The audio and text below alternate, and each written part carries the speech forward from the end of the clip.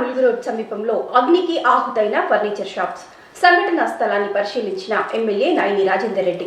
హన్మకొండ ములుగు రోడ్లో నిన్న రాత్రి జరిగిన అగ్ని ప్రమాదంలో 5 ఫర్నిచర్ షాపులు పూర్తిగా కాలిపోయాయి.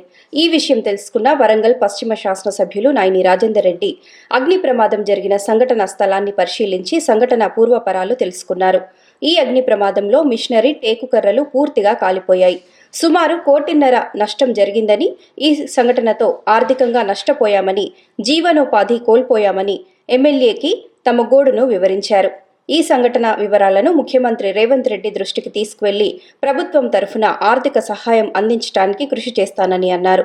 ఈ కార్యక్రమంలో స్థానిక కార్పొరేటర్ విజయలక్ష్మి సురేందర్, డివిజన్ అధ్యక్షులు గన్నారపు సంగీత్ కుమార్, జక్కుల రవీందర్ యాదవ్, కాజీపేట తహసీల్దార్ భావ్ సింగ్, నాయకులు మాడిశెట్టి రాజ్ కుమార్, గన్నారపు కమల్, పి సదానందం, గద్దల శివ, అంబేద్కర్ రాజు, బంకా సంపత్ యాదవ్, నాయిని లక్ష్మారెడ్డి, నాగ సోమేశ్వర్ తదితరులు పాల్గొన్నారు.